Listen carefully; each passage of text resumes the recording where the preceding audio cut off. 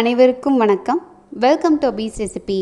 இன்றைக்கி இந்த வீடியோவில் நம்ம என்ன பார்க்க போகிறோம் அப்படின்னா 5 வெரைட்டிஸ் ஆஃப் தோசை. ரொம்ப ஹெல்த்தியான தோசை, டேஸ்ட்டாகவும் இருக்கும். ஸோ ஒன்று ஒன்றா பார்க்கலாம். ரொம்ப சிம்பிளாகவும் பண்ணிடலாம். முதல்ல நம்ம பார்க்க போகிறது corn stuffed cheese dosa. So இதுக்கு ஒரு மிக்சர் ஜார் எடுத்துக்கோங்க. அதில் ஸ்வீட் கார்ன், நல்லா வேக வச்ச ஸ்வீட் கார்ன் இதில் ஆட் பண்ணிக்கலாம். ஸ்வீட் கார்ன் பார்த்திங்க அப்படின்னா நம்மளோட இம்யூன் சிஸ்டம் ரொம்ப டெவலப் பண்ணும். அதே மாதிரி ஃபைபர் கண்டென்ட் இதில் அதிகம். அதே மாதிரி ஸ்டார்ச் கண்டென்ட்டும் அதிகமாக இருக்கும். ஸோ தண்ணி அவ்வளோவா ஊற்ற வேண்டாம், லைட்டாக தெளித்தாலே போதும், நல்லா பேஸ்ட் மாதிரி அரைஞ்சிரும். இதில் தோசை மாவுலையோ இட்லி மாவுலையோ நீங்கள் ஊற்றி மிக்ஸ் பண்ணிக்கலாம். இது கண்ணுக்கு ரொம்ப நல்லது. குழந்தைங்களுக்குலாம் நல்லா தாராளமாக கொடுக்கலாம், அவங்களும் விரும்பி சாப்பிடுவாங்க.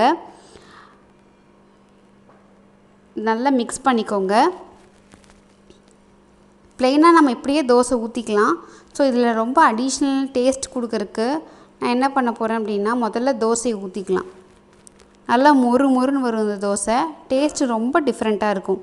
இதில் நம்ம அடிஷ்னலாக எதுவுமே சேர்த்தலை, வெறும் கார்ன் மட்டும் அரைச்சி இதில் சேர்த்திருக்கோம். இதுக்கு மேலே பட்டர். ஸோ பட்டரை நல்லா தேய்ச்சிருங்க, நல்லா தடவி விட்டுருங்க. அவ்வளோ டேஸ்ட்டாக இருக்கும் இந்த தோசை. இந்த கார்ன் கூட அந்த பட்டர் மிக்ஸ் ஆகும்போது அவ்வளோ டேஸ்ட்டாக இருக்கும். ஸோ நல்லா மிக்ஸ் பண்ணி விட்டுட்டு, நல்லா தடவி விட்டுட்டு, அப்புறம் கொஞ்சமாக கார்ன், இதுவும் வேக வச்சுருக்கிற கார்ன் தான், அதை உள்ள ஸ்டஃபிங்க்காக இதில் ஆட் பண்ணிக்கிறேன். அப்புறம் கொஞ்சம் பெல் பெப்பர், கேப்சிகம், அதையும் ஆட் பண்ணிக்கலாம். குடமிளகா நல்லா பொடியாக கட் பண்ணி வச்சு ஆட் பண்ணிக்கிறோம். அப்புறம் காரத்துக்கு தகுந்த மாதிரி பெப்பரும், அப்புறம் கொஞ்சம் சீஸும் அவ்வளோ டேஸ்ட்டாக இருக்கும். ஸோ எல்லாம் நல்லா வெந்ததுக்கப்புறம் அப்படியே மடிச்சிட்டு அதுலேயே வேக வச்சு எடுத்துட்டிங்க அப்படின்னா நம்மளுக்கு sweet corn cheese dosa ready ஆயிரும். அவ்வளோ டேஸ்ட்டாக இருக்கும். சீஸ் இதெல்லாம் ஆட் பண்ணியிருக்கிறதுனால பாருங்கள் எவ்வளோ அழகாக இருக்குன்னு. சாப்பிட்றதுக்கும் ரொம்ப டேஸ்ட்டாக இருக்கும். நம்ம நெக்ஸ்ட்டு பார்க்க போகிற தோசை டொமேட்டோ தோசை, தக்காளி தோசை. ஸோ இதுக்கு ஒரு பிளெண்டர் ஜாரில் தக்காளி எடுத்துக்கோங்க. தக்காளி ஒரு 2 இல்லை 3. இதில் பொட்டாசியம் அதிகமாக இருக்கிறதுனால எப்போ வேணாலும் நம்ம தக்காளி இன்ஸ்டண்ட்டாக சேர்த்தி கொடுக்கலாம். அப்புறம் வரமிளகா காரத்துக்கு தகுந்த மாதிரி, அப்புறம் பூண்டு, அப்புறம் 1 டீஸ்பூன் சீரகம், 1 டீஸ்பூன் சோம்பு. ஸோ இதை நல்லா அரைச்சிக்கலாம். இது கூட கொஞ்சம் மஞ்சத்தூளும் சேர்த்திக்கோங்க. உப்பு ஏற்கனவே தோசை மாவில் இருக்கும், அதனால் உப்பு தேவை கிடையாது. ஸோ தோசை மாவில் என்ன பண்ணலாம் அப்படின்னா, இப்போ அரைச்சி வச்சுருக்கிற அதை இதில் ஆட் பண்ணிக்கலாம். தக்காளி நிறைய தண்ணி விடும். ஸோ அதனால் தண்ணி எதுவும் நீங்கள் ஆட் பண்ணிடாதீங்க அரைக்கும் போது. நல்லா மிக்ஸ் பண்ணிட்டீங்கன்னா அந்த சோம்பு போட்டிருக்கிறதுக்கு அவ்வளோ ஸ்மெல் நல்லா இருக்கும்.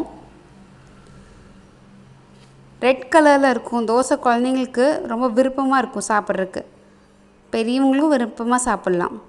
ஸோ தோசையை நல்லா ஊற்றிக்கோங்க. இதுக்கு கடலெண்ணெய் ஊற்றுனீங்க அப்படின்னா நல்லாயிருக்கும் டேஸ்ட்.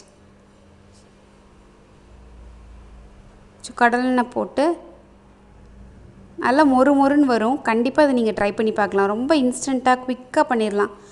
சட்னியெல்லாம் அதுக்கு தேவைப்படாது, அப்படியே சாப்பிட்ற மாதிரி தான் இருக்கும். கண்டிப்பாக இது ட்ரை பண்ணி பாருங்கள். ட்ரை பண்ணி பார்த்துட்டு உங்கள் கமெண்ட்ஸ் எனக்கு சொல்லுங்கள் கமெண்ட் செக்ஷனில். நம்ம நெக்ஸ்ட்டு பார்க்க போகிற தோசை பார்த்திங்க அப்படின்னா முடக்கத்தான் கீரை தோசை. இதில் நிறைய ஹெல்த் பெனிஃபிட்ஸ் இருக்குது. முடக்கத்தான் கீரை பார்த்திங்க அப்படின்னா வயிற்றுக்கு ரொம்ப நல்லது, முடி வளர்ச்சியை தூண்டும். ஸோ இதில் எண்ணெய் காய்ச்சி கூட நீங்கள் தேய்க்க ஆரம்பிக்கலாம். அதுக்கப்புறம் எலும்புகளுக்கு அவ்வளோ ரொம்ப நல்லது. ஸோ மூட்டு வலி, உடம்பு வலி, அந்த மாதிரி எந்த வலி வந்துச்சுனாலும் இதை நம்ம சேர்த்திக்கலாம். ஆனால் ரொம்ப கஷ்டம், ஏன்னா அவ்வளோ கசப்பாக இருக்கும் இது. ஸோ இது என்ன பண்ணோம் அப்படின்னா, நல்லா வாஷ் பண்ணி ஒரு மிக்சர் ஜாரில் ஆட் பண்ணிக்கோங்க. அதுக்கப்புறம் கொஞ்சம் சீரகம், பூண்டு, இது கசப்புக்காக தான் நம்ம இது ரெண்டுத்தையும் சேர்த்தி நல்லா அரைச்சிக்கிறோம். நல்ல பேஸ்ட் மாதிரி அரைச்சிக்கோங்க. அதுக்கப்புறம் இது மாவில் வந்து மிக்ஸ் பண்ணிடலாம். இது பைல்ஸுக்கு, கான்ஸ்டிபேஷனுக்கு, பொண்ணுங்களுக்கு வர்ற அந்த பீரியட் ப்ராப்ளம் மாதம் வர்றதுக்கு கண்டிப்பாக வந்து ட்ரை பண்ணி பாருங்கள். அவ்வளோ ஹெல்த் பெனிஃபிட்ஸ் இருக்கிறதுனால தான் இதை நான் உங்கள் கூட ஷேர் பண்ணுறேன். குழந்தைங்களுக்கு கூட கொடுக்கலாம். இது க்ரீன் தோசை அப்படின்னு சொல்லிட்டு கொடுக்கலாம். ரொம்ப விருப்பமாக சாப்பிடுவாங்க. உடம்புக்கும் ரொம்ப நல்லது. தண்ணியெல்லாம் ஊற்ற வேண்டாம். ஸோ மாவில் வந்து நல்லா கரைச்சிட்டு, இதுவும் தோசை மொறுமொறுன்னு தான் வரும். பூண்டும் சீரகமும் வந்து சேர்த்துனீங்க அப்படின்னா தான் கொஞ்சம் அந்த கசப்புத்தன்மை வந்து கம்மியாகும். நல்லா மொறுமொறுன்னு இருக்கும். வாரத்தில் ஒரு நாளாவது கண்டிப்பாக வந்து இந்த தோசையை ட்ரை பண்ணுங்கள். அட்லீஸ்ட் மாதத்தில் 2 தடவையாவது ட்ரை பண்ணுங்கள். அவ்வளோ ஹெல்த் பெனிஃபிட்ஸ் இருக்குது இது.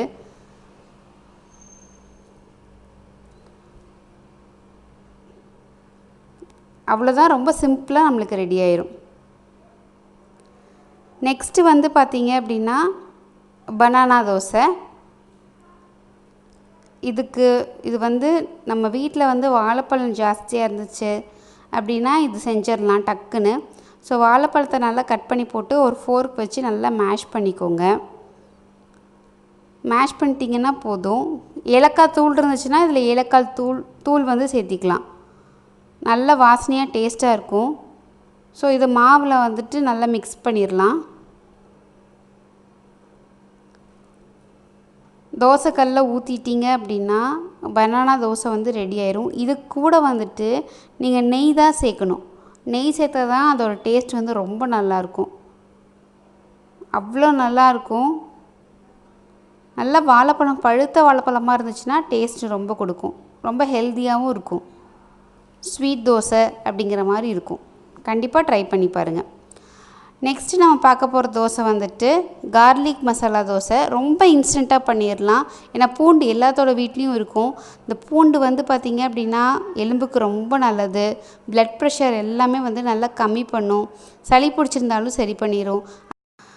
கொலஸ்ட்ரால் லெவல்லையும் வந்துட்டு நல்லா இம்ப்ரூவ் பண்ணும். நல்லா பார்த்துக்கும். இது கண்டிப்பாக சேர்க்கணும். ஸோ இதை நல்லா வந்து தட்டி எடுத்து வச்சுக்கோங்க. இது நீங்கள் வந்து மிக்சியில் போட்டு அரைச்சி கூட எடுத்துக்கலாம்.